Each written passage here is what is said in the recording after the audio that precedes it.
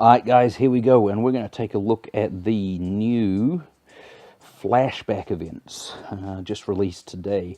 So complete 3 classic special events, each update to earn amazing cars and gold. So I'm looking at these ones. Flashbacks available for the entire update, so right until the next one rolls around, all of the main events. Koenigsegg is what's on right now. Through all of that, these 3 will be available. You got to start an event and then in the time available run through it, which means I think you probably want to get them started right away and run them back to back to back at the same time as you're working on the main events. You want to be working on these secondary events here.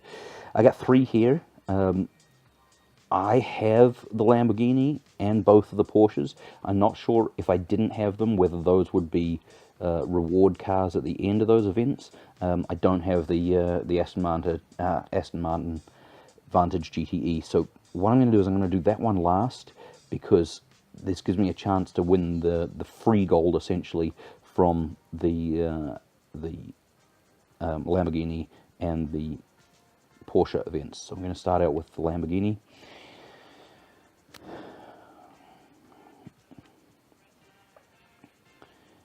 Defy the elements and win 60 gold. Yep, thanks Natalie. Go 1, starting with a lap of the famous Monza. Get out there, give us an early win. No restrictions, just go for balls on Monza. Oh, is it just the standard Hurricane? Alright. So this should be easy to get started out at least. We're just going to blast down the main straight here and then completely cut off the corner. Seeing as how we have no restrictions, just get this thing wrapped up as quick as possible so we can move on to the next.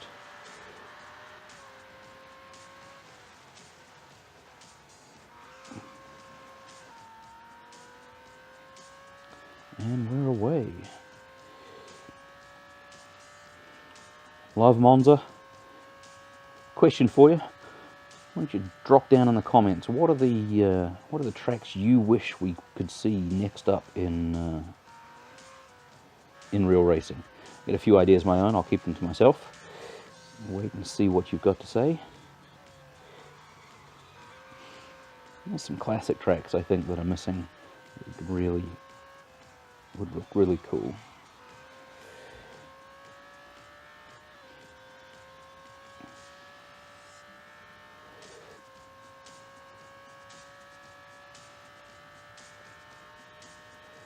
And around she goes. Ooh, yeah. I'm a little more familiar with driving something that's got a better stopping distance than this at the moment. It's funny how you get used to a car. You're working on a particular series and you get used to that car and you adjust those zones every time you jump in a new one.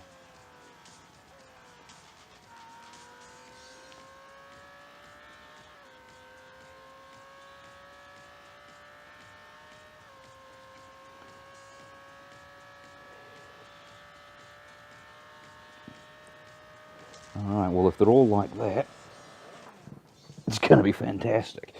A good way to earn 70 gold.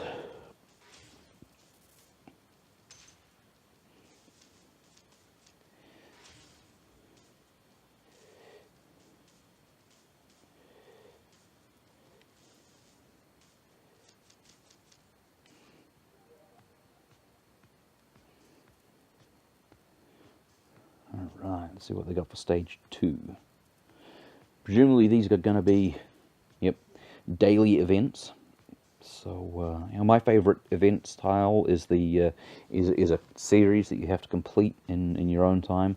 I don't like being limited by the daily challenger stuff, because I've got only a certain amount of time on any given day, and I might be able to do 2 days worth in one day and nothing in the next day. So I prefer the other style. But this is cool. Alright, so next up is going to be another cup with an average speed requirement on it.